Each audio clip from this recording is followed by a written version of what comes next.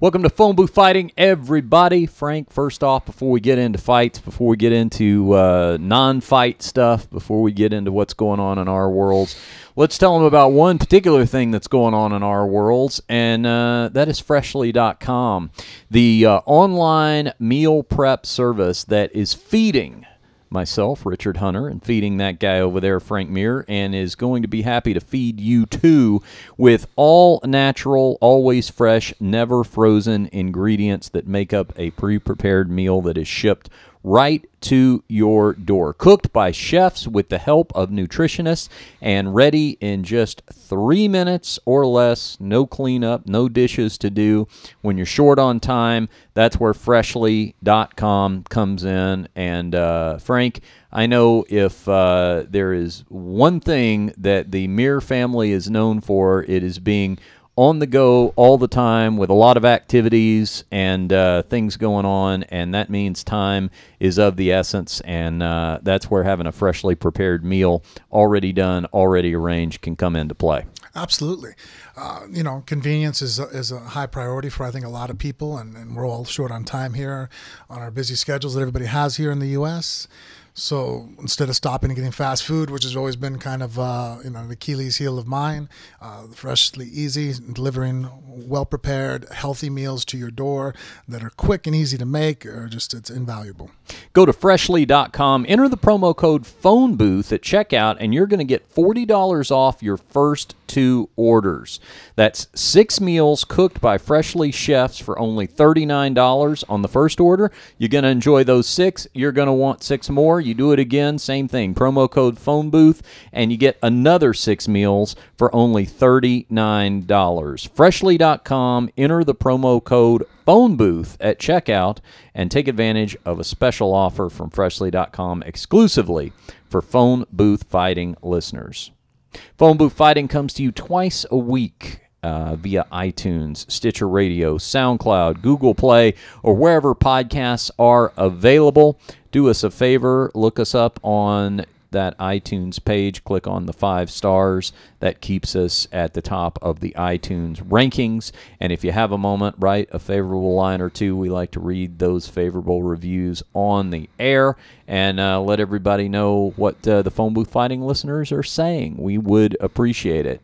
We normally do this show twice a week. Now, I will give this advisory. I'm not sure about this week, Frank. This may be the only episode of the week unless we do some sort of phone or Skype scenario arrangement. I have to leave on Wednesday. Oh, it's a possibility. I get home Tuesday night. Okay, it is possible. So we're going to see. We're going to see how this week goes. Frank and I have competing travel schedules this week. So when he's here, I'm not, and vice versa. But we've definitely got this episode for you guys this week. We got fights to talk about. We got other stuff to talk about. And here in a minute, I've even got the guy that I competed against in the first round of my roast battle, Skyping in, I think, because I got round 2 this coming Friday. You're not the only guy, Frank, that's involved in some sort of high-stakes tournament, by the way. I know you have one coming up where people are literally going to try to beat you unconscious, but I have one where someone's going to try to cerebrally do it, and that can hurt too. You know what I actually like about it is, remember when we were kind of talking about our criticism about how the Floyd Mayweather and Conor fight, the trash talking. Yes. And I believe that we were stating that it would have been very easy to talk trash back. So it's kind of interesting now, or it's a nice situation to where you could put your money where your mouth is, and you've actually now competed in a situation where it's a trash talking event. You were prepared to know on the date. You didn't know exactly what your opponent would say, but obviously a little forethought into it. You were able to come up with a game plan for different strategies, and we're very successful at it. Thank you. You know what? It's exactly like that scenario, because while you can prepare your material, you can't prepare your rebuttals because you don't know what somebody's going to say. Not at all. And that's, well, anyway. And you do have a rebuttal moment in the trash talking, right? Every time. The way it sets up, it's you've got like 4... Yes, you call them jokes or insults or disses or whatever, but you are also scored on the rebuttal after someone throws one at you, and that's what you can't prepare for. So that's the improvisational part of it. Well, anyway, Spiro Siavelis is the guy that I took the first round from. So he'll be on with us here in a little bit. We'll talk some comedy and insults. Did they just stop that while he had the triangle? Yes. The reason they did is, by the way, we've got Anthony Pettis and Dustin Poirier pulled up in the bunker here. The reason they did, Frank, is because Pettis was so cut up, the doctor wanted him to look at. He didn't quite, I don't think, had the triangle sunk in. Really? I just had the corner of my eye. It was let me look. Pretty sunk. Here's a replay. No, again. this is the first situation. Oh, that's where he got cut up. I don't know if he had that. Can we rewind to where he just... Yeah, sure. Hold on a second. I didn't watch them yet. Yeah, so. it would be weird to see a stand-up out of an actual triangle, but I think they stood him up to have a doctor look at the Yeah, cut. we got to wait till a break in action. Yeah. Keith Peterson, by the way, is a referee on that. I know that they did allow him to keep fighting, and, of course, they repositioned him. But they didn't reposition him. Poirier just got in Pettis' guard. They didn't reposition him into a triangle, so let's take a look here. All right, so here's Poirier working in Pettis' guard. Yeah. But does he have the other arm in? He was putting it. That is an awful fucking stoppage. That ref's a dick. You know, that is horrible. I didn't notice that the first time around. He was cinching it in. That guy obviously has no clue about jiu-jitsu. Let me look at that one more time. Yeah, this fight was such a bloody back and forth mess, and Pettis tried a number of triangles. I mean, that's right already an about this point in offensive the fight. attack. Yeah, he has the ankle, the head is down, Pettis' arms across, or excuse me, Poirier. That is an ideal triangle setup occurring right now. Okay, let me ask you, because I can't see Poirier's left arm. You'll see it when he breaks it. But is his arm in the triangle right now? Yeah, 100%. No, it's on the outside. It's on the outside. Wait a minute. Is it on the outside? Yeah. Hold on. Let's see. Hold on. Go on Lifetime. Okay. His arm's underneath. His arm's through the hole. But look at his hand. Look at his hand is on the outside of his shoulder, of Pettis' So is it shoulder. just a head triangle? Let me see. Yeah, so far he's got the head in. See, that's Poirier's tattooed arm. I right get there. it. See That's that? not going through the legs? Not, let's see. Yeah. Yeah, That's was. through the legs. It sure was. That's 100% locked triangle that was about to occur with the cage not near him. That's interesting. That fight completely could have went Pettis' way. Like right there, that could have been the end of the fight. Yeah. Did he you just hear, got robbed. Travis, do we have a mic on you? Did you, because you've seen these, you watched these fights last night. I didn't hear Anik and Felder say anything about that, do you? No, last night? No, they didn't talk about that at all during the stoppage. Yeah, that's interesting. I just noticed that because How do they not say something about that? I noticed it out of the fucking corner of my eye. I don't know. I mean, unless I don't recall, maybe they did say something and I don't recall it. I mean, I don't want to criticize if they did, but what I remember. Oh, that is awful. Yeah. Well, at this point, they tried a number of triangles, or Pettis had tried a number of triangles, hadn't he? I mean, yeah, but that triangle I think was... this is the second round. I think this is probably the fifth one that he'd come pretty close to finishing. But after they line him up again, he gets another one sunk in that I couldn't believe Poirier got out of. But I mean, still though, regardless if Poirier got out or not, Yeah. I don't think you can stop a technique as I'm locking it up. Well, you know what? And I'll give you this too. Even if, because they're going to stand him up, they're going to look at the cut. Doctor's going to say he can continue. When they reposition him, all Poirier did was get down in his guard. I mean, they should have at least put his head back in there with two arms out, I guess, That's right? the position they were in. Yeah. That's interesting. Whoa, that's awful. I'm surprised. I mean, why would that would be flipping out? I did not notice that the first time. Well, if you think that's something, wait till you see the way the fight ends here in another 5 minutes or so, because there was a Pettis tap that kind of came at an unexpected time. All right. Okay. Well, you know what? We may as well just jump into talking about the fight card from last night here. We got this rolling on the screen. We'll also talk about the rest of what happened.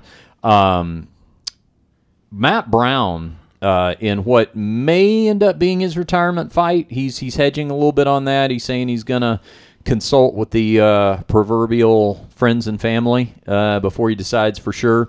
KO'd Diego Sanchez with a picture-perfect elbow to the temple. 3 minutes and 44 seconds into round one, and it really just, I mean, Sanchez was out. Sanchez just lights out and hit the mat. And it was one of these things, Frank, where he had Sanchez against the cage and really kind of okay, by the way, here's Pettis getting back down on the cage. He tried to get back against the cage, and Peterson's like, come out away from the fence there. But see, they just start him in the guard. Yeah. So that's not really the same position that Pettis had. Huh. Yeah. No. Yeah. Well, That now look at sucks. this. Look at this now. He's got did he get one more triangle here, Travis, to finish this round? Okay. So he basically at least he got it back a couple of times. You know what it looked to me like? It looked to me like in this fight that Poirier just wasn't that worried after a point about Pettis' triangle, maybe because everything was so bloody and he felt like he could slip out of it. Now, one of these got a little serious. Maybe he didn't take it quite seriously enough. I don't know, but he wasn't too worried about it. And here comes the ground and pound from Poirier. Yeah, all right, so there's the round. Then you'll see the way that the second round or the third, where the tap comes here in the third round. So back to Brown and Sanchez here for a second, because I can just ask you a philosophical question about this, Frank. You know, Brown said he was going to retire leading up to this. Kind of hedged his bet a little bit this week because he said training camp went so well. Could not have finished a fight in any more of an exciting fashion last night. I mean, it was one of the most devastating finishes of Matt Brown's career.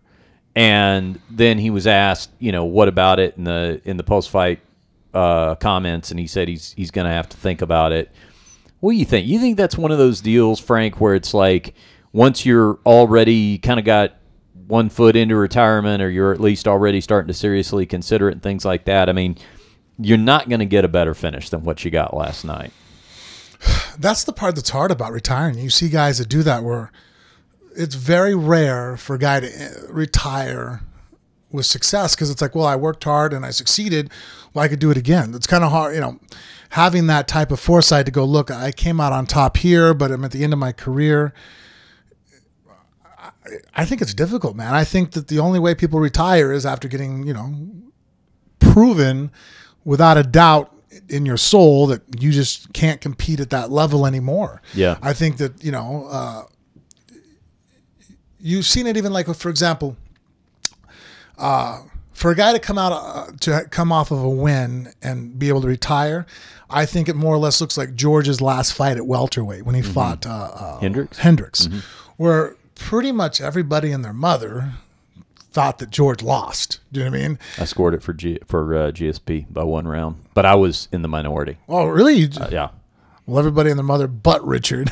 I was so brave that when Dana White was mad about that outcome, he asked us in the press conference to raise our hands who scored it for GSP, and me and Dave Meltzer were the only people that raised our hands. Wow. I think if I remember correctly, I gave rounds 1 through 4.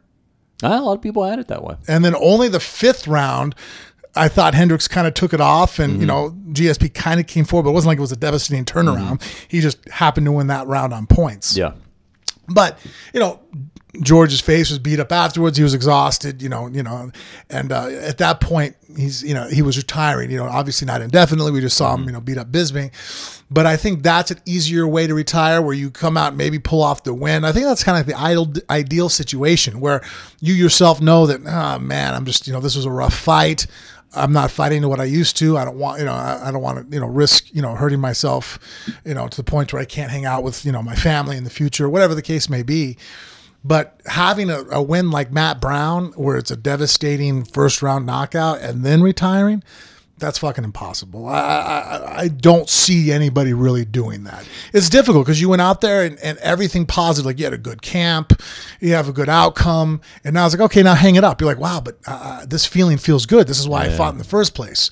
Yeah, but give it up now. It's like, no. I think it's easier to give it up when it's all that hard work each camp and now it's not paying off and the outcomes of fights just aren't going your way. And it's like, well, fuck, you know what I mean? I guess I need to call it a career.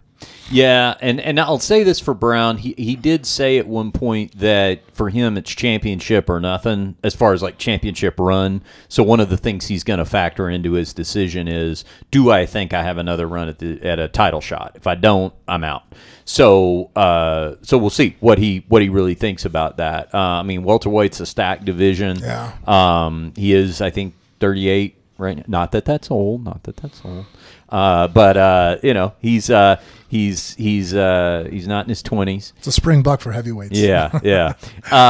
But we'll see what he factors into that. But I will say it was just, man. I mean, if you have to pick a way to go out, it doesn't get any more perfect than what Matt Brown did last night. Had his kids in the cage with him there and everything, and it just looked perfect.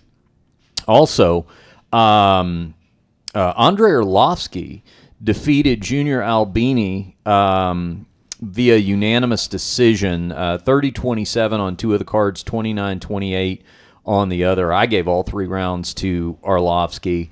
Do you know what he's doing wrong? We're talking about Poirier and Pettis. Yeah. What? You know why he didn't finish the triangle?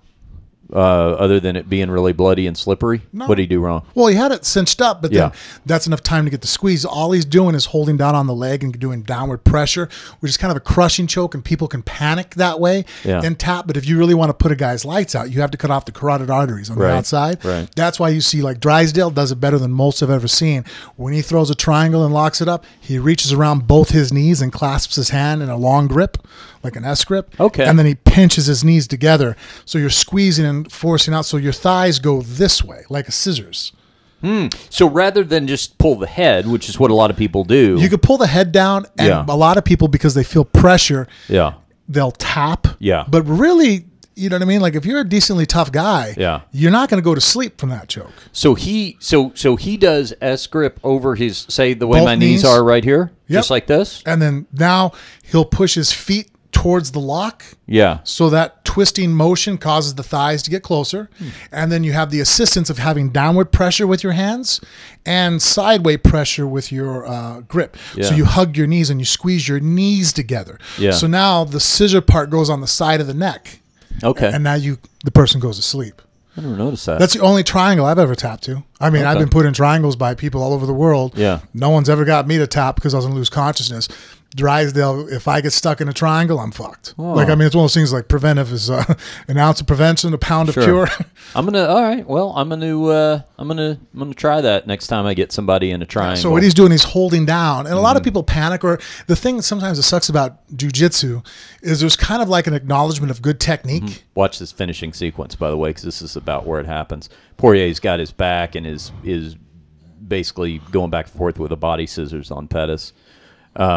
Sorry, you were saying? Well, there's kind of a customary kind of like, I acknowledge you have good technique. Yeah.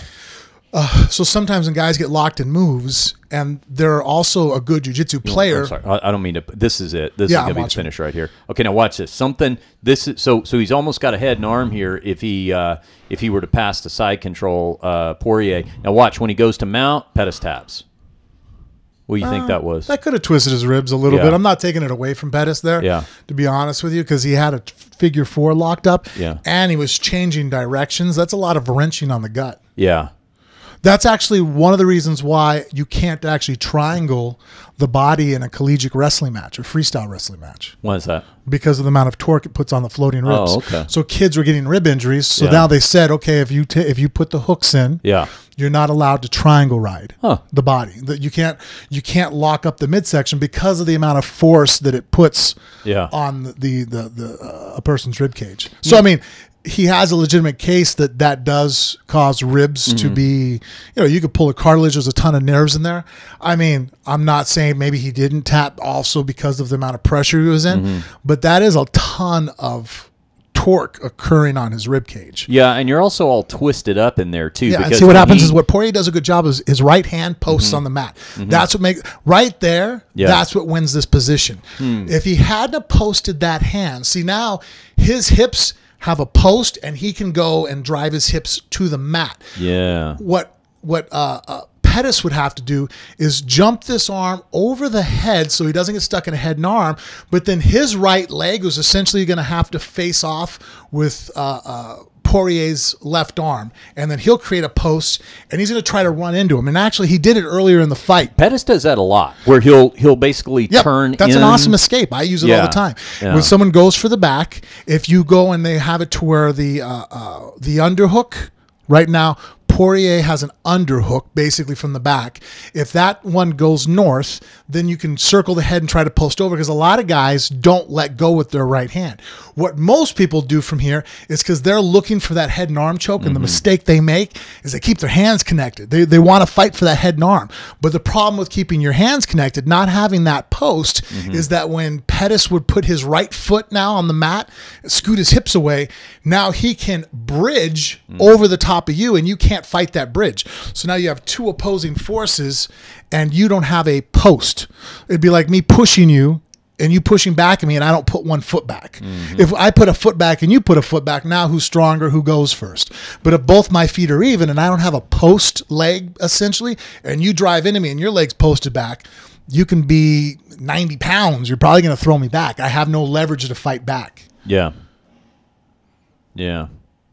And he didn't even go for See, the head. he did try. He tried, but that arm beat him.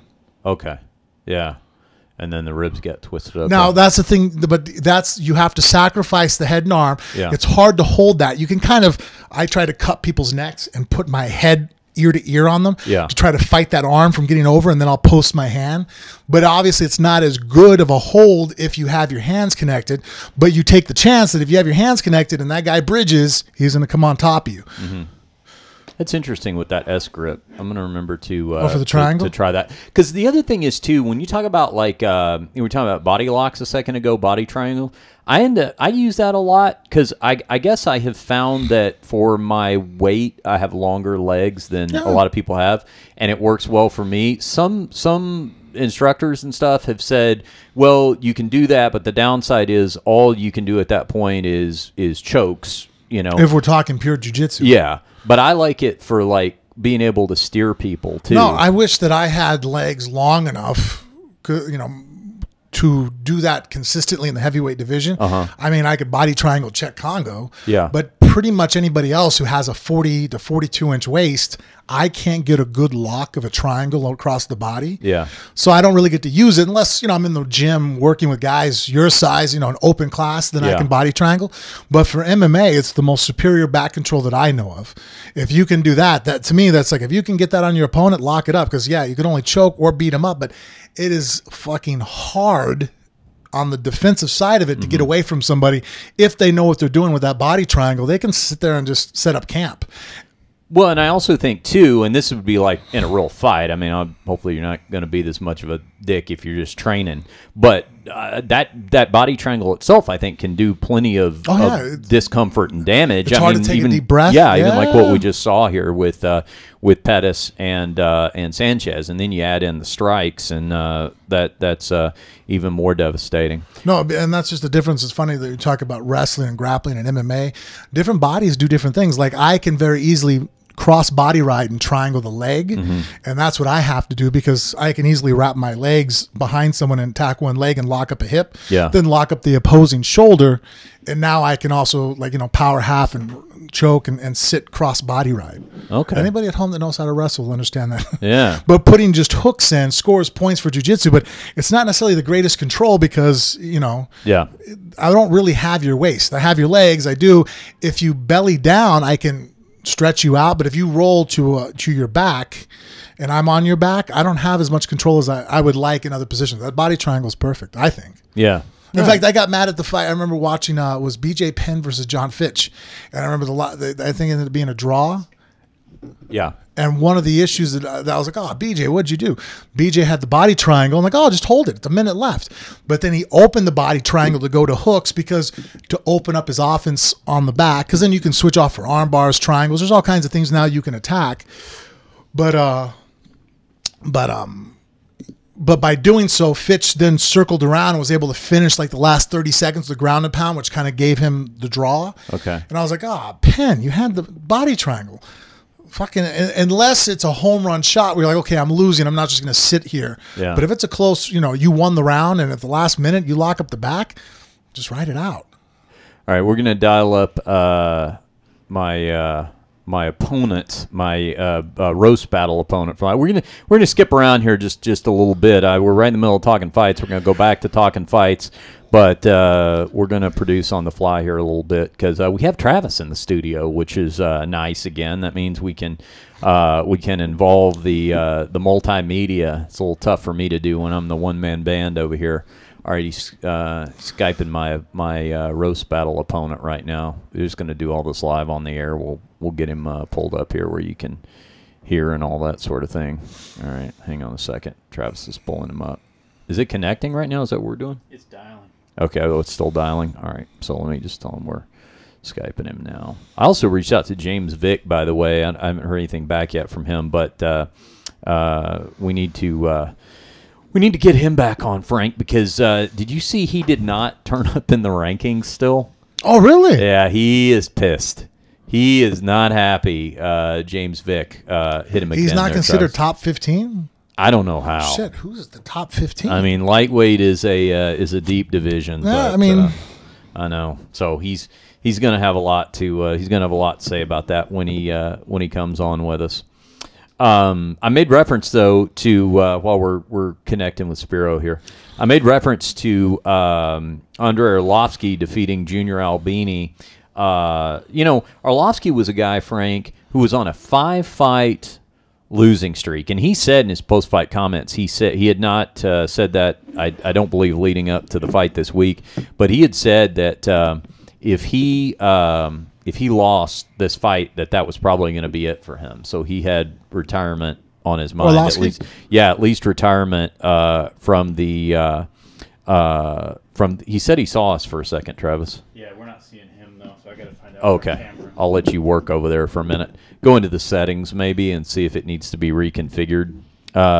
He said he was contemplating retirement if he had lost this one. It would have been 6 straight.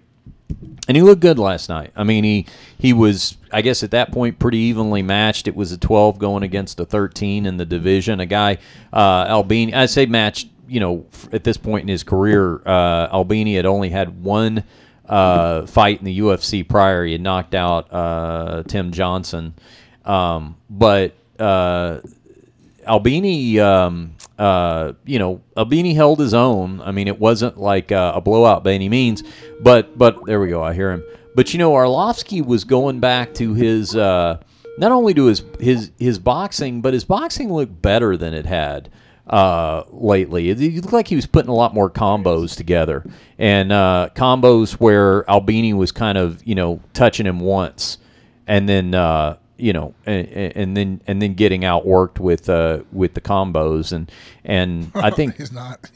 Was that? Vic's not. Oh, you're looking at the rankings now? I looked up first. I just curious. I checked out MMA's rankings, and they have him at 15th. Yeah. And the switch is that UFC has this guy Francisco Trinaldo. Yeah. At 15.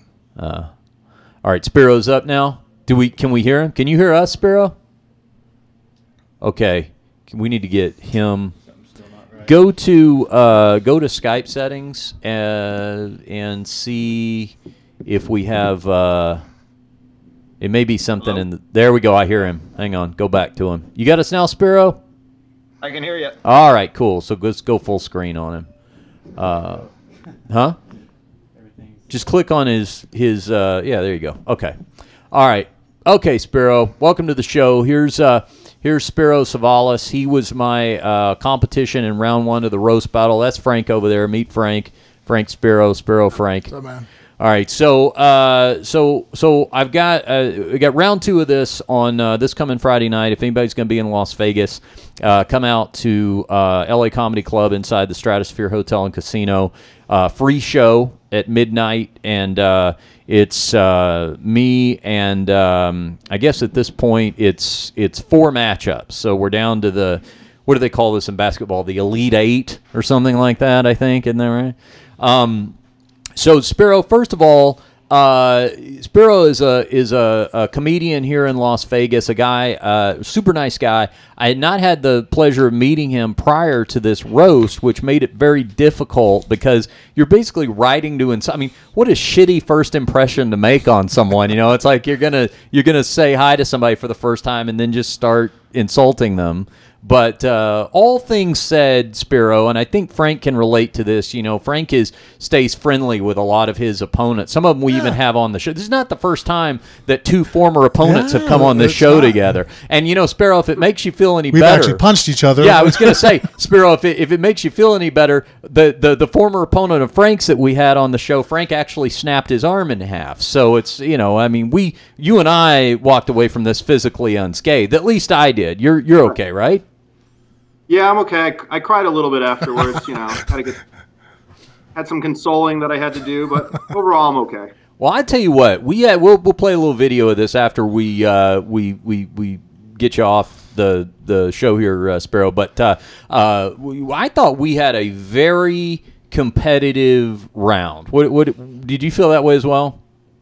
Yeah, I felt that way. Like going off stage, not gonna lie, I felt like you had a little bit of an advantage over me, but I've seen these since they started at LA Comedy Club, and I've seen them go either way. So it definitely felt like it was like a toss-up. It was really evenly. Sure. Yeah, it was really, because sometimes it's not that way. Sometimes you see it where you're like, okay, it's a blowout. Let's have a merciful end to this. You know, this should be a surrender button. Yeah, exactly. Yeah, there's no tap out. There's no tap out in this. But it was. I thought it was really evenly matched, going back and forth. Now here's what, Spiro, you as on your side of things, you tell me if I'm wrong about this. But when I sat down to do this, I was like, okay. So I start looking stuff up on Spiro. He's a funny guy, first of all, but he's a nice guy. You know, there's like nothing. Yeah, nothing really screams asshole. Right. And he's also pretty normal looking. So it's like I'm looking at this and going, man, I wish I was writing to insult myself, because I'm a much like I can think of a whole lot of easier stuff on me, right? So Spiro, when you started to go after me, doing your due diligence, what were some immediate things that came to mind? Well, just like you said, looking and researching you, all I could say was like, man, this guy's so nice. He seems super cool. I'm going to say terrible things about him. What am I going to figure out? Like, what am I going to say? So yeah, that was challenging. And like I said, I've seen these before since they've started, and a lot of the people seem to go after looks. That's the first thing they did. Yeah, you definitely have a unique. I'm ridiculous looking. Like that's absolutely. I mean, that seems to be the first place you would go. Yeah. Right. And I didn't want to go that way. I wanted to like maybe do something a little different, not just attack the obvious or what people might think was the obvious. So low-hanging fruit, huh? What was that? I said no low-hanging fruit. You decided to avoid that. No, I wanted to hold myself to a standard, like maybe not this high, but like this high. So, right. So yeah, and then I have a friend that actually knows you guys and works with you guys. Yeah, Frank. Do you know? Do you remember Amanda, the public? She does PR for a bunch of fighters. You just know her from around because I think so. Yeah. Yeah, she's and I all the fighters off the top of my head I can't think of, but she's been responsible for more than one fighter booking on the show. So yeah, you knew her, and so you reached out to her. You were hoping that, you know, there's some dirt on you. Yeah, maybe I'd just done something horrible to her, but turns out no, right? No sexual assault cases. Nothing like that. No. No. She gave me some places to start to look. She gave me some info on you, so I was able to kind of direct where I wanted to go. But again, some of the stuff you've done is just super cool. So I'm making fun of like the coolest stuff ever. Well, it was a challenge for sure. They go after the vegan thing at all?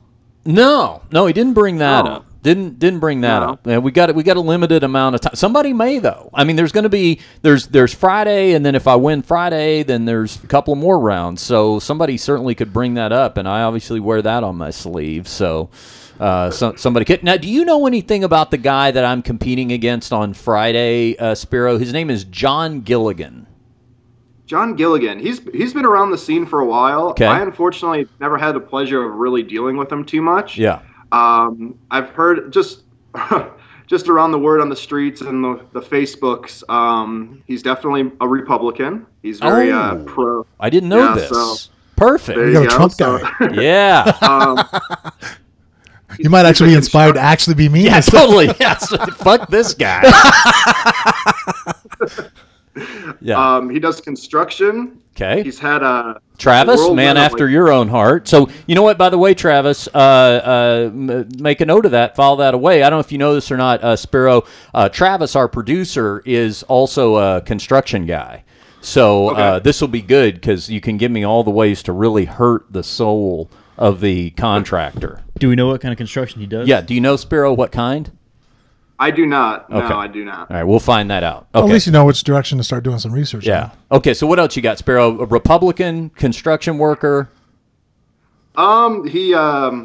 He's had people seem to make fun of his heart attacks a lot. I guess he's had a lot of heart attacks that he's come back from. So. You won't be able to do that. Yeah. I guarantee you won't go there. So I got to tell you, Spiro, when we talked on the show, I told Frank I had this coming up, and this was a last-minute thing for me because Stephen Roberts, very funny Las Vegas comedian, hosts this roast battle, and he emailed me, I think maybe a week before the competition and asked me if I could step in because somebody else had dropped out. I mean, I'm no Don Rickles. Like, insult comedy is not really my... As your friend, I did not think you were going to do very well. Spiro, that's what Frank said. Frank said he just could not imagine me insulting people. So I know you're good at a quick comeback. So when you told me about the rebuttal stuff, I'm like, oh, well, rebuttals you'll be good at. Yeah. But just openly going, all right, this guy, you have nothing against him. Go say something fucked up to him. Yeah. I'm like, there's no way, dude. You can't do that. You're too nice of a guy. I mean, and I got to tell you, Spiro, it was not easy because I'm looking at this stuff online. I was telling Jennifer, it's like I'm looking at this stuff online. I'm like, oh, okay, well, let's see. He's got a good job. That's terrible. Pick on that. Oh, he loves his family. Oh, well, we can't have like all this stuff was like, well, I guess I can say something about it, but it's not really very genuine. I mean, it's not like you're some deadbeat dad or something like that. Maybe John is. I'll have to go down to the courthouse, see if he owes some back child support or something. That'd be good. Masturbator now. Yeah, not that I know Sexual of. harasser. Not that I know of. Anyway, all right, so that's what you know about him, Republican construction worker, and has had a bunch of heart attacks. Yeah, he's one of those guys that says he has like those offensive jokes on Facebook. Like he puts that like offensive, controversial type stuff out there just to see people's reactions. So I guess kind of semi-trollish. Yeah, maybe. I see. Yeah, I did check it once. I knew I had drew him as an opponent. I found out Friday night. I did look up his Twitter feed, and his last tweet was something along the lines of, "Every day my Indian neighbor punches his wife in the head at 7:00 on the dot." Yep. Okay. Kind of a funny pun, I guess. Now, I tell you what, that got the biggest laugh from the construction worker here in the studio. Frank was kind of like, eh. Travis is like, yeah. All right. Well, we see the audience he caters to then. All right. Let's see what's happening here. Okay. So definitely, I think Hope we never see any bruises on Travis's girl. No.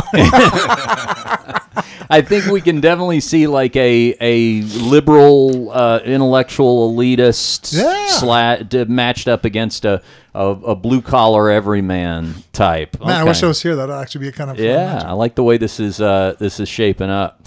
All right. Well, let's see. What now, Spiro? As far as your comedy, how long have you been doing comedy? I mean, you and I are really just getting to know each other. I've only had kind of like one or two conversations with you. Yeah, so I've been in comedy for about like 10 years now. Yeah.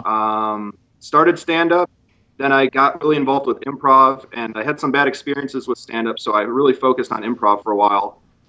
Had some shows on the Strip. Hang on. You can't say that and me not ask. Give me one bad experience story. Give me a good one. Well, it's a long story, so I'll keep it brief. But essentially, when I first started, the new comics, after a month or two, they think they're really good. Okay. We all think that we're like greatest comic on earth because people laugh at our... You tried to tape your 1 hour special? Yeah, not quite. Oh, okay. There was a ad posted on Craigslist looking for a stand-up comedian / host to host a like music shows. This guy was putting on shows 5 days a week, and he was paying, and he wanted a host that could do 20 new minutes of material every single night for 5 nights, and this was over the course of like 3 months. Wait a minute. Holy smokes. New information. Wow. No. Yeah. Are you saying 20 minutes of new material each and every night? 5 nights a week? Is there any comedian that could do that? Oh, my God. I don't. Not off without top staff of of my writers, head. right? No. Was this like it was going to be a music show? Yeah, it was. I was the only white person there. It was a very urban show. Well, I gotta laugh, I'm sure, to see you walk out there. Oh my God. Okay. And this could be I didn't know what I was getting into. Okay. But it was like a showcase for like all the local rap groups that were here in Las Vegas, and then from California, all the places close by that would come in. What area of town? But I'm guessing somewhere in the North Las Vegas area this was taped? East. So yeah. Okay. Yeah. The east side. Okay. So yeah, I came through, and I tried to do my best 20 minutes, new 20 minutes every single night I got through 2 months of trying new material 5 days a week. No shit. Yeah. Not all of it was, all of it, 99% of it was probably terrible now that I look back on it. But it was tough for me because a lot of people, I learned when you're at a music show, they don't really want to see stand-up comedy. They're there for their musical acts. Right. So a lot of people would not stay for my set. They would just leave. So it was me talking to nobody because the place didn't even have a bar. So it was me just talking to an empty room for 20 minutes. So you weren't the opener, you were the closer? I was supposed to do 10 minutes before the show started, and then bring on the acts, and then during the intermission do another 10 minutes. But you were the bathroom break. What was that? I said you became the bathroom break? Pretty much. What would happen was the shows were supposed to start at like 9 o'clock, and I was still in school. I was still at UNLV at the time. The shows were supposed to start at 9 o'clock at night. They wouldn't start till like almost 1 o'clock in the morning. Oh man. So everybody was all antsy to get the music started, so they would always push me and be like, just do all of 20 minutes as your intermission. And I'm like, okay. And then everyone would leave and do their thing in the parking lot, and then once I was done, they would come back in. Okay, well, let me tell you something. I mean, as stressful as this sounds, a lot of comedians would be envious of the fact that you found a paying gig 5 nights a week for 2 straight months. I mean, there's a lot of comedians that don't work that much. Right. And that's why I stuck with it, because I was like, this is what anybody would be happy to be doing this. Sure. And essentially, I just burnt myself out. Like, it was 2 months of writing brand new 20 minutes. And going to school at the same time. Yeah, getting out at like 4 or 5 o'clock in the morning, having to go to school at 8, and then repeating the process again. So Jesus Christ, that is commitment. Yeah, man, that's some mental training there, huh? Yeah. So after, and I was doing improv at the same time. I was just getting into improv. Okay. And then after the 2 months, I was kind of like, I'm having more fun doing improv than I'm doing stand-up. So maybe stand-up's not my thing. So I transitioned to do the improv instead. Yeah. Okay. Yeah. So you worked with like an improv troupe. See, I was thinking that would probably come in handy too on the roast circuit, that you were used to doing some improv. Because with stand-up comedians, I mean, we're used to maybe doing crowd work, going back and forth with the crowd. But does improv help you with the roast stuff? You feel like? Yeah.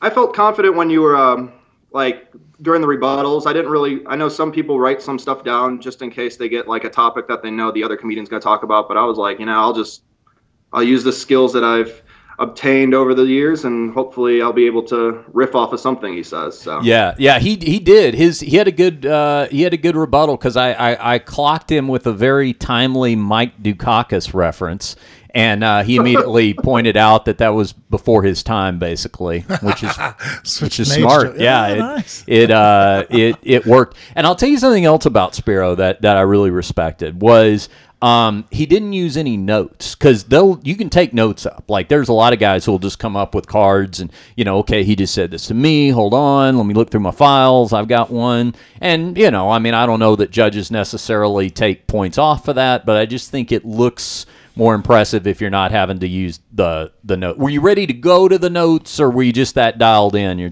thinking I didn't need this stuff. I had notes just in case I froze, blanked out, but for the most, I felt ready. I felt ready to go, so I had them in my back pocket just in case. Literally, I tried. Literally in your back pocket. All right. Well, another thing I like about Spiro is when I was watching his stuff online, everything is he hits all the open mics, stuff like that. And see, Spiro, I don't know if you know, but I'm not the only stand-up comedian that you're talking to at the moment because in addition to being the two-time UFC heavyweight champion, our own Frank Mir has now had 2 stand-up comedy outings under his belt. Wait, 3. That's right. I'm sorry. I forgot the third one. And he did 2 in front of basically our audiences, friendly audiences. And then he had his third one, which is the last one that he did, was basically in front of hostile territory. Yeah, it was a stock night, so it wasn't none. It was just whatever crowd happened to be there. He did a guest set in front of Butch Bradley, so it was just like whoever happened to be in the crowd. So he wasn't advertised to be there, nothing like that. And he got the real feel of like what it's like to be up in front of that potluck crowd, right, Frank? No one's laughing. Yeah. So he's so as somebody who's had their trials and tribulations, Spiro, because Frank is very interested in continuing to do this. What kind of advice do you give a young comic like Frank here? Yeah, best advice I can give, and I still have to do it myself, is respect the process. I mean, you have to go up, even though it's hard, even though there's maybe 1, 2, 3 people in the crowd, or the crowd doesn't look like they're having a good time. It's something that you still have to get up and do. You still have to put that stage time in because it's so valuable, just at least getting on that stage and getting the 7, 10, 15 minutes of time. So that, and what I learned from my previous endeavor doing stand-up is work your material until it's good. There's no shame of doing the same material over and over until you get it right. You can force yourself to try to write new stuff. I try to write new stuff at least every week, but I try to at least hone in and sharpen the ones that I want to, build into a set. So as tough as that is on me from an improver, true, that's probably the biggest advice I can give to someone that's new. Because I want to take Frank around to some open mics, because I want him to really get the full open mic experience.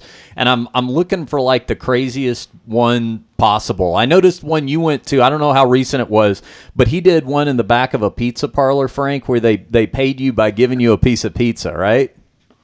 Yeah, that's Naked City Pizza. Okay. That's on Wednesdays. I believe signups are at 8:30. Shows at 9, and if you go up and perform, they give you a piece of pizza, and it's really good pizza. Frank, too. You like pizza? I like food. I'm motivated. That sounds like a pretty good one. All right, any other ones we ought to know about around town? I'm trying to think. What do you got?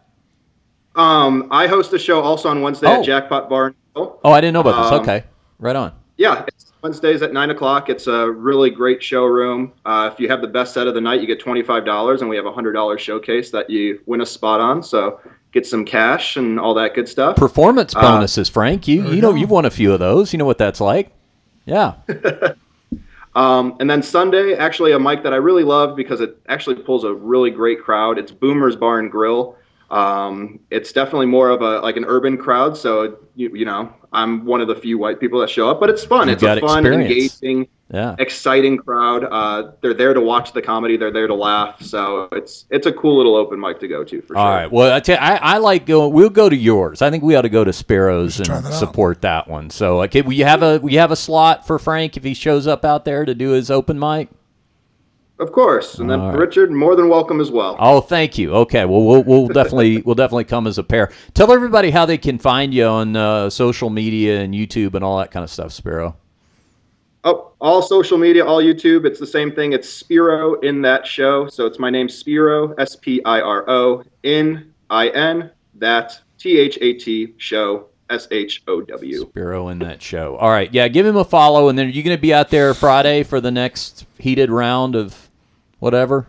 Roast battle? Oh, hell yeah. Oh, okay. Hell yeah, I'm coming to support. All right. So. Appreciate it, man. All right. Well, I had a lot of fun competing against you, and hopefully every time I am called to insult somebody on stage, it will end in a newfound friendship like this one. I'm not expecting it, but I'm glad this one turned out this way. So thanks for coming on with us, man.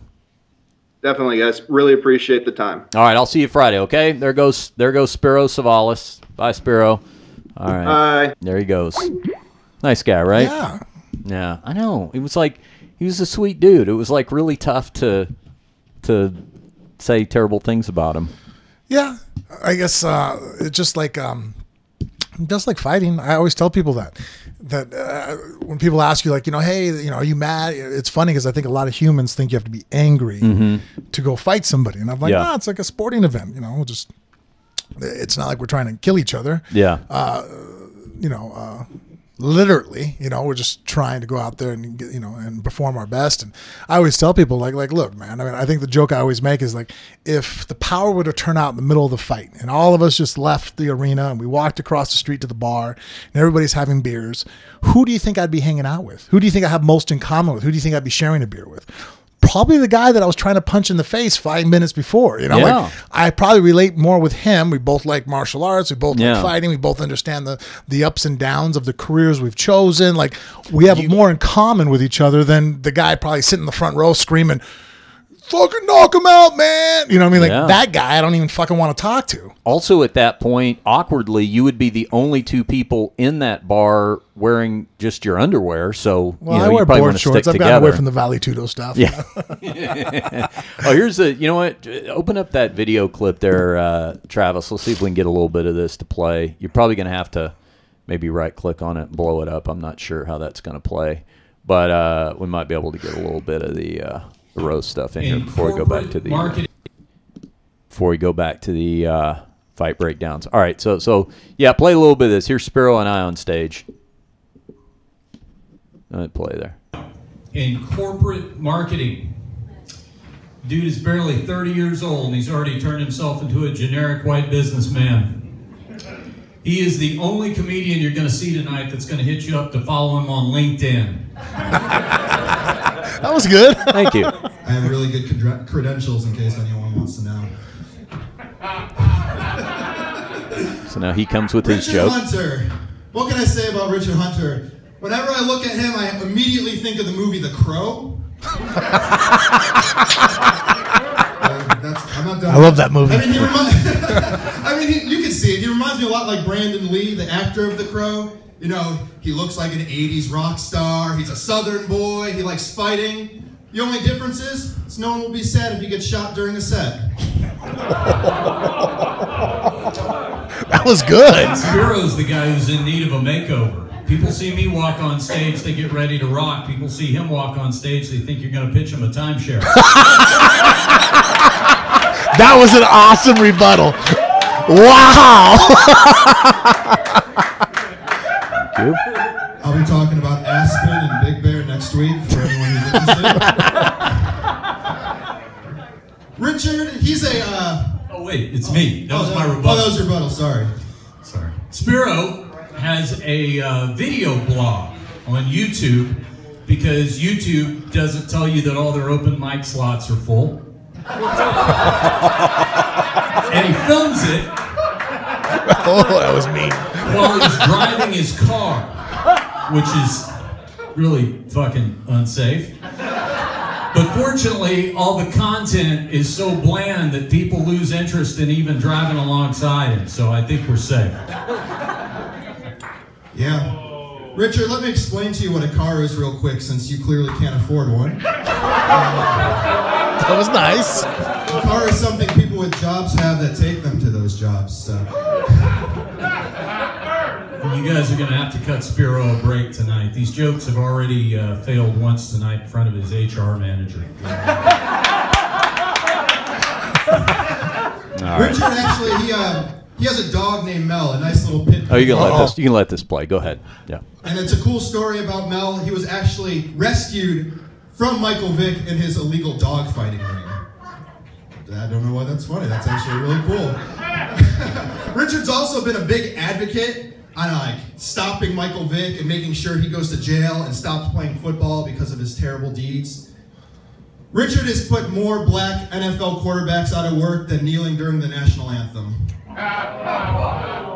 Oh, sensitive, I'm sorry. No, just not that funny. What's that tonight, Spiro? Haven't seen a Greek get this much rejection since Mike Dukakis ran for president. I must be too young for that, Jim. Spiro! That was a good one. All right, so it gives you an idea. Yeah, we had fun. Yeah, that's funny. Yeah. So round 2 is this Friday night. All right. Thanks to Spiro Siavelis for coming on with us. All right, back to fights. So we talked about Poirier and Pettis. We talked about Brown maybe retiring, maybe not retiring after fighting Diego Sanchez. We talked about Andre Arlovsky decisioning Junior Albini. Interesting performance by Clay Guida, Frank. He knocked out Joe Lozon via TKO 1 minute 7 seconds into the first round. And then maybe what was most interesting is he campaigned openly for a sit down with Dana White to talk about his new contract, if he's going to get one, with the UFC, because he let everybody in on the fact that this was his last fight with the UFC. And, you know, we hear guys a lot of times, Frank, talk about, they campaign for bonuses, they campaign for title shots, things like that. But it's not often that we hear a guy use his mic time to say, hey, I need to sit down with the boss and let him know maybe via social media that you're interested in seeing me finish my career with the UFC. Pretty smart of him. Here's the knockout, by the way. Right hand to the temple, and then finishes with an uppercut. Lozon's out pretty much right here. A little bit of ground and pound, and then referee stops it. And, I think it was smart of Guida, Frank, to do that. Oh, my goodness. Referee's going to put Clay in a rear naked choke there. I think it was pretty smart of Clay to do, because Clay's one of those fan favorite guys, who's never really been in the title picture, let's say, but every fan loves watching him fight, and they're certainly excited when he comes on the screen, but day in and day out in terms of dominating headlines, he may not be top of mind. So he's kind of a prime candidate for accidentally getting lost in the shuffle. I think it's kind of smart for him to remind everybody that, hey, I got to get a new deal here if you want to watch me keep fighting. Yeah, and it's not like he has losses in a row. In fact, it's 2 wins now. He's always in there, very competitive fighter. I mean, he's a pain in the ass for a lot of guys to line up with because of his gas tank, his wrestling ability, his tenacity to just keep moving forward. I mean, I think it would be silly to let him go. He'd be a great pickup from any other organization. So I can imagine they're going to hold on to him because he can't be that expensive to begin with, that I'm thinking. And then on top of that, he is definitely a fan favorable fighter who has great name recognition. We got some other news clarified last night during the Fight Night card. We talked on our last episode about the fact that Anderson Silva had been flagged by USADA, so therefore he was out of the UFC Shanghai main event against Kelvin Gastelum. His replacement, Michael the Count Bisping. Bisping's quick turnaround after his title loss to GSP. What do you think about that? I think kind of smart on Bisping's part, as long as he's healthy, to get right back in there. Bad fight. Against Gastelum. Yeah.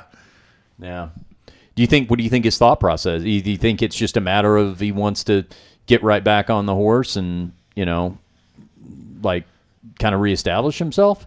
You think he's thinking it's a bad fight for him, or what's he not seeing? When you say a bad fight, why? Well, Kevin Gastelum has really good boxing, has a good gas tank, and has good wrestling. And so he's going to move forward. And right now, he's coming off of some of the shots he took, so he needs rest before he can go back to sparring.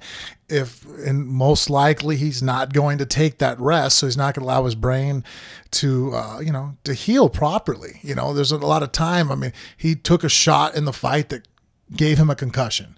I know the fight ended with a choke, but he took a pretty vicious left hook that pulled his feet out from underneath of him. He lost consciousness for a split second, or awareness of where he is. Any physician would probably say that, well, yeah, if someone hits you and you lose motor control and you fall down, that's a concussion. So he has a concussion, and now he's going to be fighting, just a couple weeks later, and then fighting a guy who's pretty tough. I mean, Kevin Gastelum had no problem moving forward on Vitor Belfort, worrying about any of the power. He, didn't even take shots on Vitor, if I remember the fight correctly. He just moved forward and just smashed him with boxing. Yeah. Barring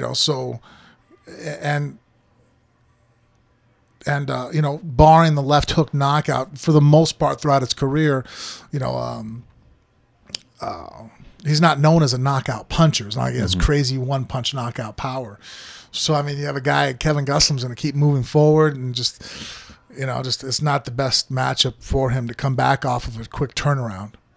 I wonder if Bisping's if you think about kind of where Bisping's at right now, I mean, he just lost the middleweight title to George St. Pierre. We found out that there is a mandatory unification fight per George St. Pierre's contract at this point between him and Robert Whittaker. So here's a guy, Bisping, who's, in his late 30s now. It's not like he was possibly going to get an immediate rematch in that fight, and you got Luke Rockhold in that mix. So even after GSP and Whittaker unify, you would think that maybe Luke Rockhold's in that conversation for the winner of that fight. Do you think it's just Bisping thinking, okay, it's a year at least before, I'm going to have to go out and win a middleweight fight or two to get in another conversation about another title shot, and who knows where I'm at physically at that point. I really don't know what his mindset is, because looking at it from the outside, it wasn't a bad showing. He had a good fight against St. Pierre. He was hard to take down. He got back up to his feet. Besides him getting caught with that left hook, when they got back up, if you'd have said, okay, stop the fight right now, go place a bet, who do you want to bet on? I 100% was betting on Bisping. I'm like, look, GSP has been sucking wind since round 2. He's breathing heavy. He's having a difficult time once he takes Bisping down to do much. In fact, if anything, up to that point, Bisping was winning. Even though he was on the bottom inside the guard, his elbow work and aggressiveness from the bottom, George didn't land, I think, but maybe 1 or 2 elbows that I can remember. Like, oh, okay, George finally got one. Before that, he was just getting tied up and beat up. And I thought that George was actually, I'm like looking at it going, shit, man, he's not doing much damage from within the guard. He can't hold him down in half guard or from side control to do damage. Where does George take this fight? And I like George. I think that, if he goes back to welterweight, I think he's going to be a force to reckon with. But if they fought again, I wouldn't bet on George. Let's put it that way. I mean, I didn't see enough to tell me that, oh, George would kill him. It's like, no, George was kind of, he even said it so himself. The extra weight didn't really make it to where, for his performance, he doesn't perform at his peak weighing that much. That extra 15 pounds that he has put on didn't help his style at all. George looks way more menacing inside people's guards at welterweight than he did at middleweight. And, so Bisping, I don't understand. I mean, he got caught with a left hook, and then a very intelligent George was able to finish the fight, showing great jiu-jitsu and taking the back and putting in a choke. But I thought Bisping looked great in the fight. I mean, so it's not like it was I don't know what he's thinking. I mean, to me, it's bad. All around, if I was Bisping's buddy right now, we're talking about, you want to do what? Unless you have some kind of bill you have to pay off and you just need the money, this is not a good idea. You're getting older. Like, you have a great name. You just came off of having the belt. Why don't we, take some time off, rest, elongate our career, and let's fight somebody that, or let's be prepared, even not that he can't beat Gastelum, but on a short notice coming off of the injury, having to take time off and rest and turn around and beat Gastelum, who's been preparing for essentially a very similar type of fighter, a guy who's a stand-up guy, who's hard to take down, who's going to work back up to his feet. So it isn't even Kevin is thrown off. It's like, well, both guys are about 6 foot, 6'1". he's not having to have too much of a curveball thrown in his direction. Yeah. Or Kelvin, where where Bisping, it's like, shit, man, you really are stacking the deck against yourself to have success. You go out there and now you get beat. It's like, well, are we going to go the route where we're just the guy that shows up and takes all fights? If that's the route we're going, then I guess you can do that. But if you want to bounce back in and maybe vie for the title again before it's all said and done, I don't think this is the direction to go. That's interesting because maybe it's just like a time is of the essence thing. Maybe that's what Bisping's thinking. Maybe he's like, okay, well, now I have to think about my career, year to year and maybe even in some cases, season to season in terms of how much time I've got left to seriously contend at the top. I mean, I could see where an impressive win against Gastelum could really get him, could keep him in that conversation. But then again, a loss to him, even though if it's on short notice, could really be a bigger setback. It's a gamble. It's a real gamble, isn't it? They're not going to remember, he took the fight on short notice. Just on the highlight reel, it's going to be you getting crushed. And I just don't feel like he's given himself optimal amount of time to heal. I guess that's my biggest argument for it. If he told me he did this, took off a month and then had a couple months to prepare for it, then I'd be on board. I'm like, all right, Kelvin, who's an easy, low-laying fruit in that division? I mean, nobody. Everybody in the top 10 is pretty dangerous. And Kelvin's not really a true middleweight. He's just a welterweight that kind of just, ate himself out of the weight class too many times. So I can see some rationale of picking him, but I just feel that picking anybody on this short-term notice for him is just, I don't know. I don't agree with it. Man, yeah, you've given us a lot to think about there because that, especially when you think about the concussive aspect of that, That's a 5-round fight again? Yeah, it's a main event. Yeah, for sure. Kelvin hits hard. He hits often. He moves forward. He'll take him down and position around and ground and pound. Like, it's like, man, I mean, and I guess the good point for Bisping is he essentially has been preparing for George, who Kelvin is same style of fighter. Yeah. But actually I think with better hands. I think Kelvin Gastelum is much more dangerous of a striker. Wow. Well, if nothing else, I think you've definitely helped build up the suspense for UFC Shanghai to see how that main event turns out. Now, we also got another high-profile replacement opponent named Frank. The UFC 218 main event that was in some question. That was supposed to be Max Holloway against Frankie Edgar. I was really looking forward to that fight, featherweight title fight. Edgar is injured. In steps Jose Aldo. He's going to get his rematch against Max Holloway. Talk about taking advantage of a situation. This is a great opportunity for Jose Aldo. But I'll tell you what's on the line here is if it's the glass ceiling effect. If the champion, Max Holloway, beats Jose Aldo again, boy, now you're Daniel Cormier underneath John Jones. Now you're Misha Tate underneath Ronda Rousey when they were champions. That's tough. And Aldo's such a weird duck to begin with because, he leaves for long periods of time and he's pulled out of big fights before and stuff like that. If it were anybody else, I would say maybe be a little careful with this. But I don't know. With him, I mean, maybe this is the best opportunity he gets. Because I don't necessarily... I haven't heard anybody clamoring for that rematch up to this point. No. So maybe this is probably a good thing for him. That being called out kind of surprised me. What does? Having it be Jose. Oh, yeah. As far as a replacement. Well, I mean, I guess I'd have to look at the list, but off the top of my head, that wouldn't be the first guy I thought would have got the phone call. Yeah, I think the problem is that they've got to sell a main event. Yeah. They've got to do it with Max Holloway, who, as much of a stud as he is still a newer name to the landscape, and I think they must be just thinking, well, Aldo, at least among hardcore fans, has and not just hardcores. I mean, Aldo's been around the game a long time. He's been a part of certainly some very high profile fights before. He's been in there with Conor McGregor. That maybe that just helps the selling potential of the card, and they can also sell the fact that he was, he was the champion. He was the guy that that Holloway unified the belt against, so he'd have that going for him. Oh yeah, I mean, I guess I'm looking at it. He is the #1 contender. Frank Edgar was #2. Mm-hmm. What is Ricardo Lamas? Is he coming off of anything? Lamas. What happened in Lamas's last fight? He won it, I think, right? Yeah. Do you remember who he beat, Travis? Who did Lamas? Jason Knight. Oh yes, the what do they call him? He has a fun hillbilly name. He's like what is he? Hick Diaz. That's right. What he. I like that guy, Jason Knight. He's fun to watch. Well, he had just lost to Holloway 2 fights ago. Yeah. At UFC 199, and then he came back and bounced back and beat Charles Olivier and Jason Knight. Yeah. So I guess I mean Oliveira. You mean on? Did I say what did I say? Olivier. Oh, Oliveira. You're thinking of the acclaimed British actor. Oh yeah, is that like the Heat of the Night guy? No. Sir Lawrence Olivier. That's who I was talking about. Olivier. Yeah, I know that name. Okay. Yeah. Yeah. You're thinking of Charles Oliveira. Charles Oliveira. The Brazilian. Yeah. Oh, I can't pronounce shit. It's okay.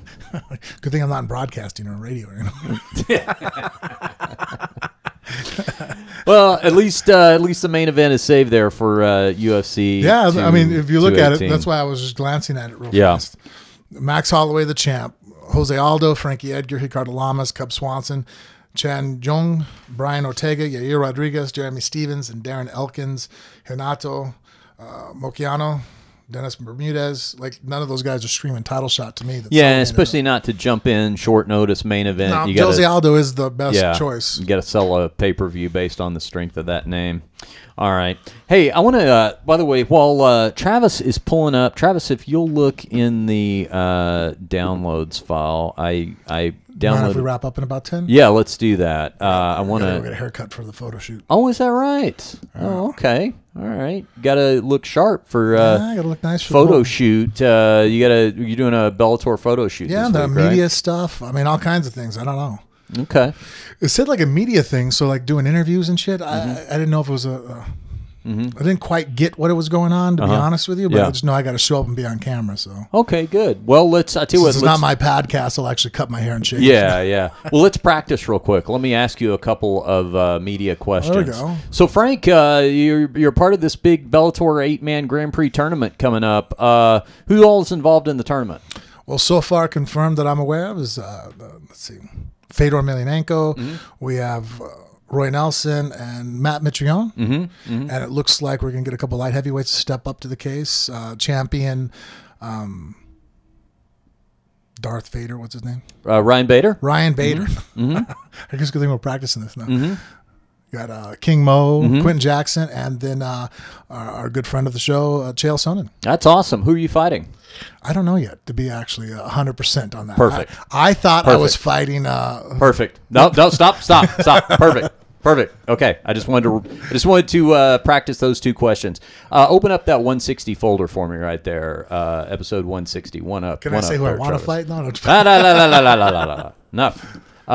Less is more. Okay. Open up that folder right there, Travis. Double click on it. Sorry, we're doing a little producing on the air here. Okay. Maximize those two photos for me there. Just double click on both of them, open them up, and let's bring them up full screen. I want to show the viewers. This is something that came in on our Twitter. Okay, so move that one aside. Okay, show me this one. Okay, yeah, that's good enough. Put them side by side. This one is from @ToesR_us on Twitter. @TheFrankMir. I want to give you a Hot Male Feet Award. Love that you show me your feet hashtag in the podcasts. And he's got a little frame grab there, and sure enough, in fact, I don't know if you can see it from where our camera is positioned in the studio today, but Frank is barefoot, and he's got his feet up there on the couch. And I went and looked at this guy's profile, Frank, Michael H., who is out of Washington, D.C., and dedicates his entire Twitter profile to highlighting men's feet on his Twitter page. In fact, his mantra right there on his profile says, "It is my goal to help make feet as everyday as a common handshake. I don't think people should feel ashamed because they like to give or get foot attention." And Frank, you are the latest subject of his desire. Huh. How do you feel? Never thought about it before. I'll just sit over here and let you react. I don't know. I mean, I guess I have no problem with showing my feet because I'm barefoot almost 90% of the time. I just wear flip-flops. I've never had a guy give me any kind of compliment on it before, though, which I guess you take compliments where they come. As far as having a guy touch my feet, it's funny about that. Like, I'll go and get a massage, and usually I get male massage therapists because they're stronger, but I don't let anybody massage my feet unless it's a woman. Talk a little slower because Michael H. is easing his pants down right now as he's listening. Yeah, I'm a little weird about men touching my feet. You know, I mean, I guess if you're trying to throw a footlock on me, we'll accept it. But as far as any kind of maybe I'll relax, I don't know. That'd be a little. What if you were rolling with Michael H. and he got the footlock, but he didn't lock it in? He just kind of was starting to caress. He was just kind of I don't know. My arches do bug me sometimes. Maybe he's. Yeah, we don't know what he looks like either. I mean, he may be a looker. That's not him? No, I think that's just his. Well, I don't know. It could be him, but I don't know. That looks like some sort of stock image to me of something. Yeah, because that's not a very good-looking foot. No. It looks a little fucked up. Maybe you could DM him a close-up of your... No, that's getting a little weird. Oh, okay. All right, man. Just an idea. All right. I don't even... You know what? That's fun. Yeah. So, at the Frank Mir is where he found you on Twitter and where you can find him, too, if you're listening to this. Oh. You never know. You never know what people are going to notice or appreciate about the podcast. So, there you go. All right, shout out to at @toesr_us on Twitter for that notation. All right, speaking of, do you like to be barefoot? I mean, but you didn't train martial arts since a young age like I have. No, I didn't grow up without shoes on. So I actually, speaking of martial arts though, I am particularly aware. I mean, obviously, there's like some common courtesy in terms of training opponents, like trimming your toenails and things like that, because that's safety hazards. But I actually go a step further. Deodorant's big with me. Yeah, that I like to feel like I'm well kept for my opponent, not only with the feet, but also with me. You got the hair. And I am told a lot by guys that they see me coming and they dread dealing with the hair, but they actually find, partially due to my exclusive use of Aveda products, that they end up enjoying the experience. Yeah, I wonder what it is that whenever I roll with somebody that has bad hygiene, like it puts them in a category in my mind. Yeah. Do you know what I mean? Like I think something of it. Anybody can have an off day. You have a shirt that's sour. That's happened to me on more than one occasion where I didn't realize it was, like if, the wife leaves something in the wash machine. Oh, right. Then they dry it and then it smells fine when you take it off the rack. But then all of a sudden you break a sweat and you're like, oh, what's that moldy smell, that sour? And it's like, that's happened to me probably 4 or 5 times in my career where I'm just like, oh, no, just strip the shirt off and just start over. It's like, all right, no, this is awful. But I'm self-conscious of that. Like I immediately be like, oh, fuck, this doesn't smell right. Some guys I've rolled with in the past and sparred with and stuff. It's just like, no conscious, like, no, it's like, it doesn't bother you that you have poor hygiene. I don't know. It just always throws me off. Like I'm like, I would be self-conscious about that. Yeah. Me too. Like there's just something, I guess a lot of guys don't think about the fact that it's not like they're getting ready for a date. So they're not really thinking about the impression they're going to make. But you want to hear something weird that I would do? I certainly do. Okay. Like I like taking showers in the morning. It's my way of getting started. Yeah. But since I met my wife, 16 years ago, she's very big about being washed before we get in bed. So sometimes I take 3 showers a day because you shower in the morning to get going. And honestly, I don't even use soap. I mean, I literally just, I get in the shower and I'm just soaking, warm my back up, my neck, kind of start just getting my joints lubricated. Then you go and you train and then I'll take a shower. And then whatever I do during the day, if in the evening, if I'm only training once a day, especially, at nighttime, she still wants us to, you know, take a shower. Even though I've already showered after training, it's only been 4 or 5 hours. I'm like, well, I haven't done shit. But like, you know, we went to the movies or we went and ate. Sure enough, I have to take another shower, right? Now, if I get up the next morning and like, let's say I'm just being lazy and don't want to get up out of bed and I'm waiting all day, even if I'm going to go train, if I haven't showered yet, I take a shower before I go train. Yeah. Like if I've been just kind of Yeah. like, you know, just laying around the house, you know, all afternoon, and like, let's say I have an evening training session and I just haven't done nothing but put on a pair of sweatpants, I'll still shower. I'm a morning shower guy for sure. Same reason, like it wakes me up. Yeah, I it's kind of like starts your yeah, day. You know? I definitely feel that. And then I am also I'm not just getting the, but you know what I do? We have the hot tub, so sometimes I'll do that at night. Which is kind of, you know. No, that's when because I've actually had this argument with my wife about not using shampoo and soap every session. I'm like, you know, your body has natural oils. And I take so many showers. And I'm like, look, at the evening before I go to bed, that'll be the shower that I'll completely, you know, loofah and shower my, you know, wash my hair. But during the day, most of those showers are just, you know, just a bar of soap. And loofah. yeah, I use the loofah. Like a little thing where you go on your back. Sure. You know? And I exfoliate my skin.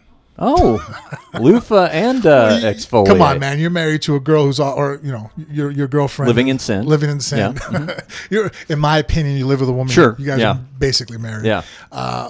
Who works at Aveda and does, you know, she's a hairstylist. You have to do your shower, I'm sure, looks like a chemistry lab too, right? Yeah. We get a lot of products. I have Yeah, no a lot of idea what products. about 90% of the shit in my shower does, but I have a couple bottles over here that I'm supposed to use. Yeah. No, I'm with you on all that stuff. I just didn't realize we had that much in common. You use the loofah also. Yeah, I do. And I tell you, I am also just taking it back to jiu-jitsu for a second. I am in the shower immediately after training guy because I fear whatever might be happening that I might have picked up from jiu-jitsu.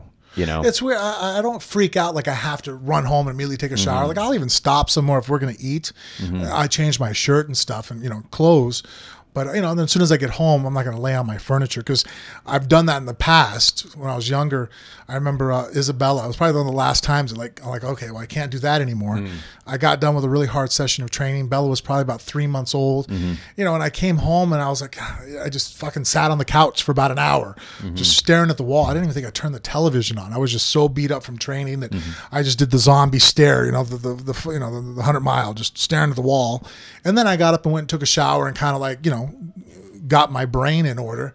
But that little minute of time that I didn't shower, about 2 weeks later, Bella got a mark on her face from ringworm.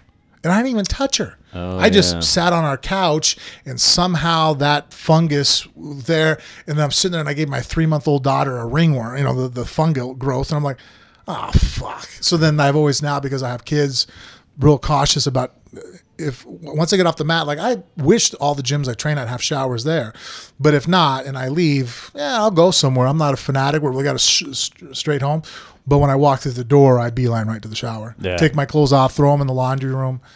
That's smart. That's very smart. All right, speaking of smart, Frank, Earth's Brew, plant-based nirvana, relaxation, fusing the best of all worlds, health, taste, efficacy, and experience. If you watch us on Phone Booth Fighting's YouTube channel, you always see this familiar green box of Earth's Brew sitting right here on the table, and the box is getting ever emptier because Frank keeps dipping in there and taking packets out. You can hold still one got up there. a It's couple got in a there. few in there. But speaking of post-training, this plant-based taste of Nirvana is a great way to relax. You mix up a packet in a little bit of water, just 15 calories per serving. It's going to be part of your training regimen, Frank, as you get prepared to fight. We have no idea who. And so, you know, post-training, it's going to be nice to have a little Earth's Brew to mix that up. Rest enjoy. is essential to a productive session to make sure that you're able to come back at it stronger, especially somebody who's getting closer to 40. You know, going on 3 or 4 hours of sleep is a recipe for disaster for me. I'll get injured. And so this is a great way to relax, wind down, and really get my mind into the mode of just turning down. Earth's Brew, all plant-based, all natural. It is compatible with diets, whether you do keto, paleo, maybe you're a vegetarian or a vegan like me, Earth's Brew, no problem at all to incorporate into that regimen. If you go to earthsbrew.com right now, they have a special offer available exclusively for Phone Booth Fighting listeners.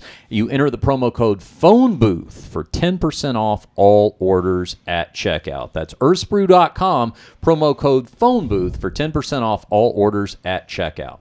Also, Frank, I need you to tell everybody about Low T Nation. Why are there so many members of this nation that I didn't know how populated of a nation this was until Low T Nation came on board, and we started hearing from listeners week after week after week who have been going to lowtnation.com, calling that phone number, getting the free over-the-phone consultation, and becoming candidates for the Low T Nation treatment. What does it involve, and why is it important? Well, it's very important nowadays time if you live a stressful life and you're pushing on all 8 cylinders, you can be burnt out and worn out, and the repercussions of that can be low testosterone, which makes it to where everything you try to do on a healthy endeavor becomes almost impossible. You're basically just turning your wheels in the mud. So you talk to Brandon or Jason over at Low T, they'll talk to your physician, talk to you, see if you're a candidate to set up any kind of testing if you are. Once that occurs and you go out and get the mandatory blood work to find out exactly what you need and what to take care of, at that moment it becomes convenient and very consistent. They ship it directly to your house, and then you can get the most out of life. You know what, Frank? I'm even in more need than you. You know why? You got that 8-cylinder engine. I'm a 4-cylinder hybrid. There you go. So less room for error. Go to lowtnation.com. There's a phone number right there. They're based in Atlanta, but that doesn't matter. You could be anywhere in these United States. They're going to find a lab near you. They will put you in contact with them. Some real basic blood work is done, and then that's it. Everything else is just shipped right to your doorstep once you are on the Low T Nation regimen. So go to lowtnation.com, give them a call on that phone number, and tell them that Frank and Richard here at Phone Booth Fighting sent you. One more, Frank. Tell them about that Amazon banner on the front of phoneboothfighting.com. Hey, one of the easiest and most convenient ways to help us out by clicking through the Amazon banner at phoneboothfighting.com and doing all your purchases for your wants and needs through there. A small percentage at no extra cost to you will go back to us here at the show. Doesn't cost you anything else. Everybody's already shopping on Amazon anyway. But if you go to phoneboothfighting.com and click through that Amazon banner, it does benefit the show. While you're at the website, be sure to click on the merch link and check out our official Phone Booth Fighting t-shirts, like the new Ouija board style design that I am wearing tonight in the studio. We've got multiple designs, multiple colors, all sizes, shipping now. So check those out, and you can support the show that way as well. It's been nice to have Travis back in the studio. It is. Travis has been burning the proverbial midnight oil on the construction sites excuse me, all across Las Vegas. I got choked up just thinking about not having him in studio. It doesn't really affect my life. Yeah, I know. I'm like, really? I don't notice a difference. It's fun to hang out with. You can enjoy the company. You can follow him on Twitter at Scuba T Diving, T as in Travis. Frank, tell everybody how to find the show on social media. If you're on Facebook or Instagram, you can find us at Phone Booth Fighting. If you like Snapchat or Twitter, just find us at Phone Booth Fight. All right. For Frank Muir, I'm Richard Hunter, and we'll see you right back here next time on Phone Booth Fighting.